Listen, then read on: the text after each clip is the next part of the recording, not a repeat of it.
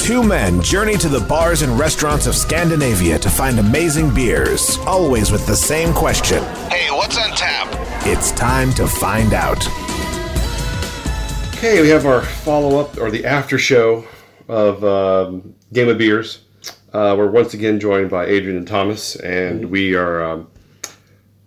and I'm your host, Stefan, as always. So we are having Thomas's winning bottle from last episode, which is the Cuvée de la Pigny, we'll say it in my horrible French, which is a blonde ale aged in sherry barrels. Yeah, Pedro Jimenez sherry barrels. Excellent. And this comes in at 12.2% ABV. All right. So it is a Belgian light beer. It's a chugger for sure. It's something you want to turn on the football game and just slam real hard. Several of these back to back. I'm gonna go with Cuvée de Ponchini.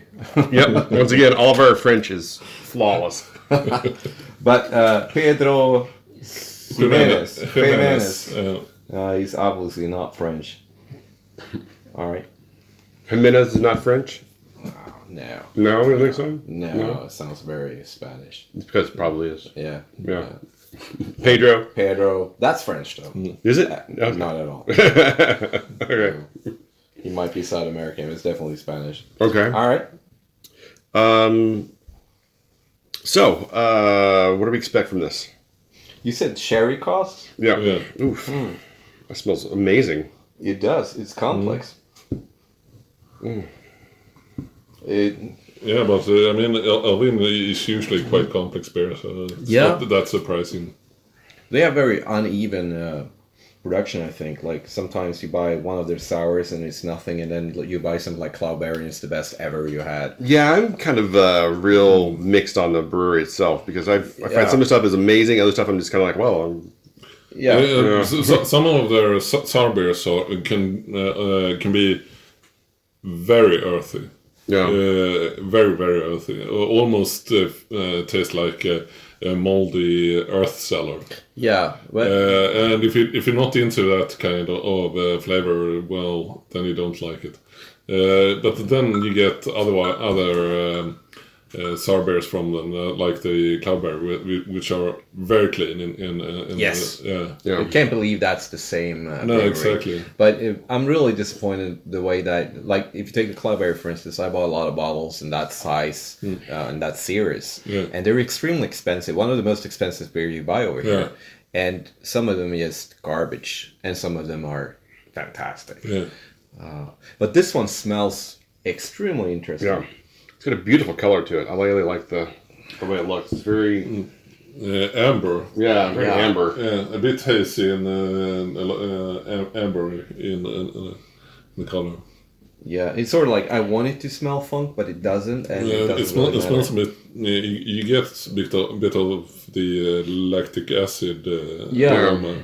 Get kind of a bit of a apricot-y smell to it, just on the nose. That's probably the sherry. Yeah. Yeah, it's probably not the Pedro. No, it's not the Pedro. No. He only teabagged it, so it's... all right, well, cheers, guys. Cheers. Cheers. I've already tried it. Oh, well, cheater. Wow, that really is good. complex. Yeah, really good.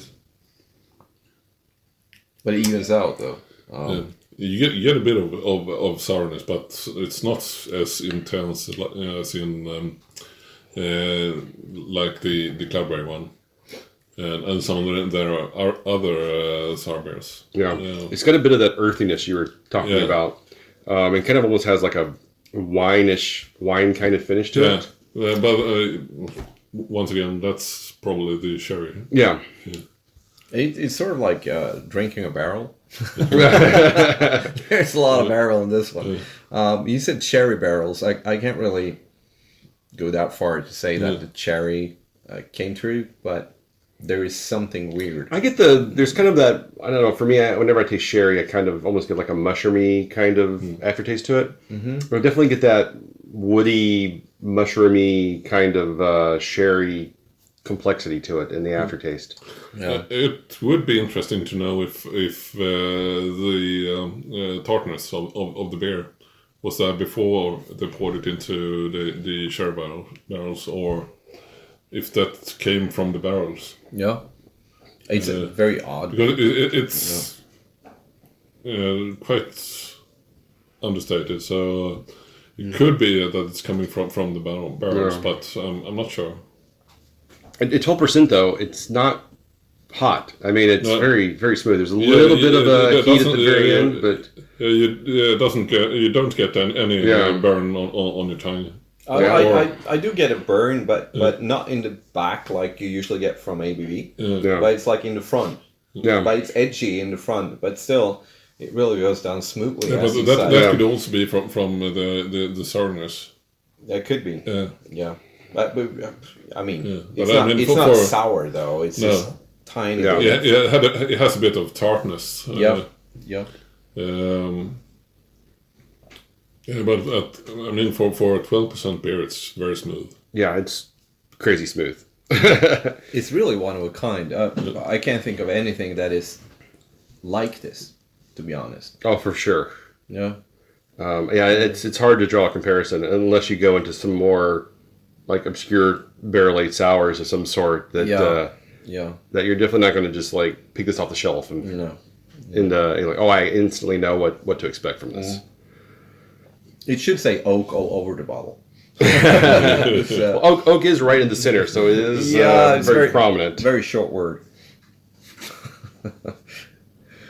All right. So, as the winner of the game, what do you rate this one, Thomas? I like it a lot. 425. 425. All right. Yeah. Well, not really my style, but I'm intrigued, and it goes towards strong ale as well. But I'll give it a 4. Really nice. Yeah, I also think it's not my style, but I think it's a very interesting and complex beer. I'm also going to give it a 4. Yep. Okay, good job. So next up, we have a Brewdog special release. It is the Choco Libre Mexican Hot Chocolate Imperial Stout that is coming in at 8.2%. And there's a bunch of really small text on the side here.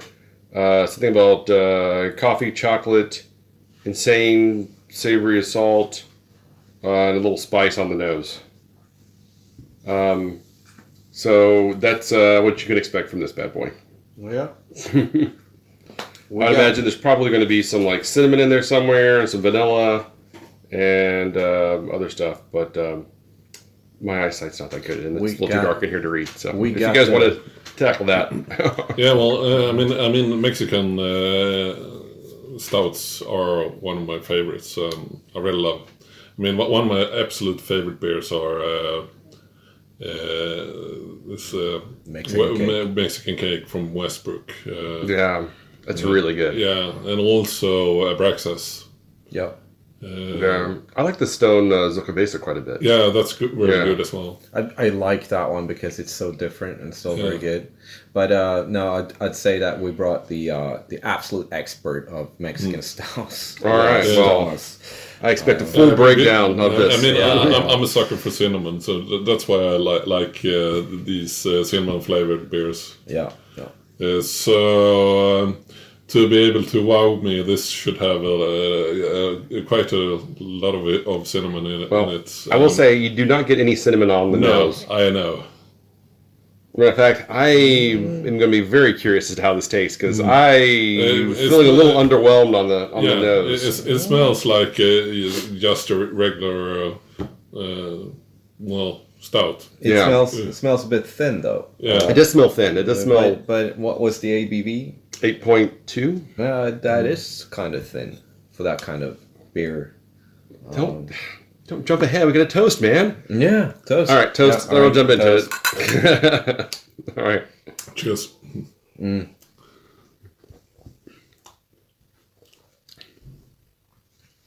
Wow, that is almost a milk stout. Yeah.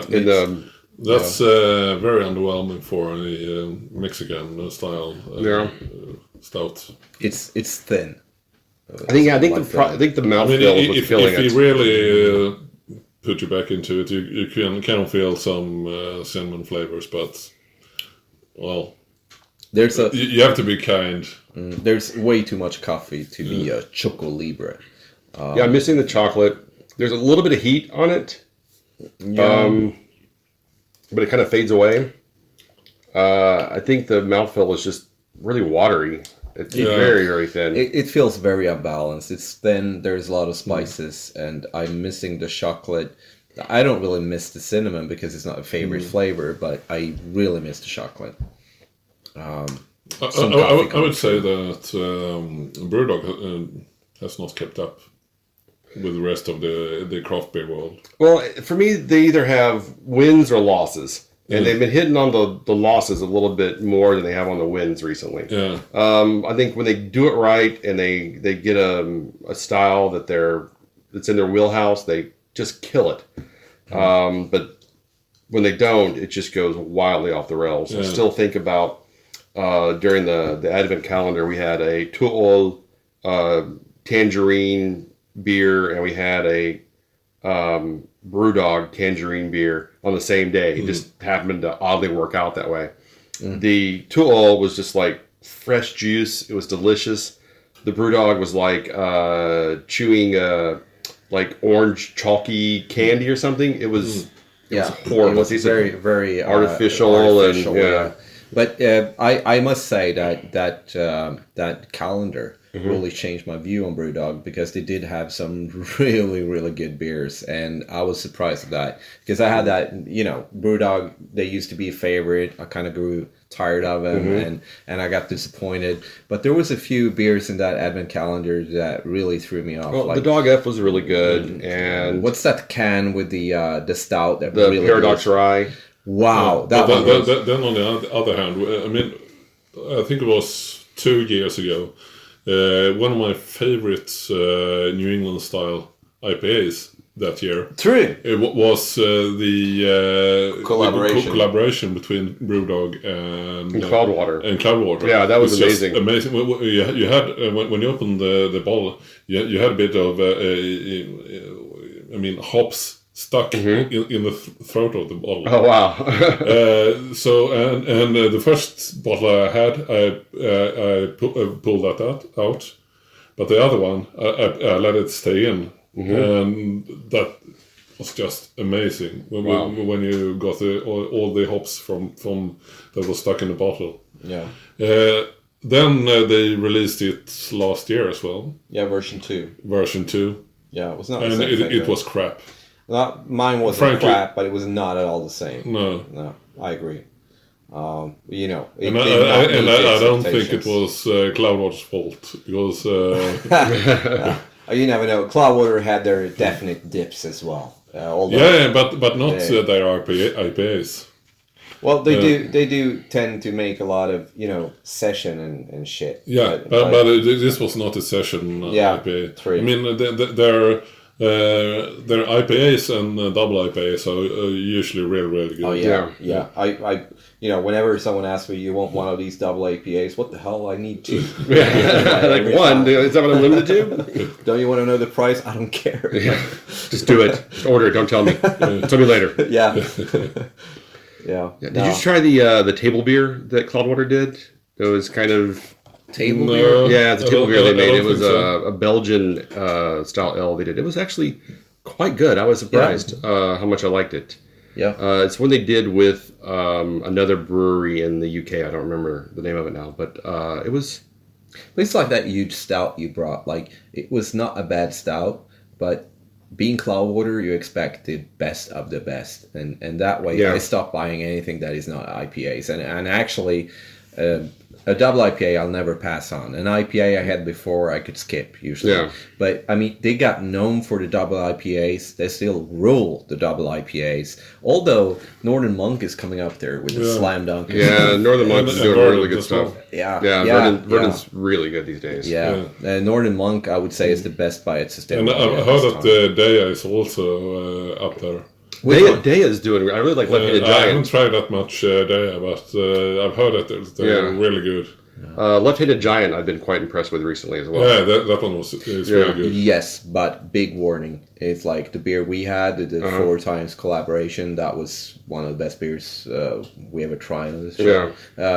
Or I was a part of. Yeah. But I had a lot of them afterwards, and been really disappointed. There's one now out with the plain that you can buy at Beer Ditch and stuff. Of course, you can buy it at Beer Ditch, but the plain stuff, and it's I poured that one, and that was a IPA. Should we go back to the beer? Yeah, we can go back to the beer. Yeah, so we got a little sidetracked on. That says something about the beer as well. It does. Yep. It makes us long for better beers. I'll go first on this one. I'm going to give this one it's like a 2.5. Yep. I think if it had a richer mouthfeel to it, I think I would probably rate it a little bit higher. But it's just so thin and watery that it just kills it for me. Yeah. I mean, if they had said that this was just a coffee stout, I would probably rate it a 3. Yeah. But since it's they say it's a Mexican style a stout with Mexican spices, I think you have to rate it according to that, and then I have to give it a 2.5. Yep. Yeah. Well, you're really disappointed. I get that because this is your thing. For me, I feel that it's definitely drinkable. I think you're both harsh. It's a big disappointment if you look at the label, but I'd like to just go for what I'm drinking, and it's definitely for me. It's an average, okay stout. So I'll give it like 3.25 actually. Okay. But I agree on the total wrong marketing on this one. Exactly.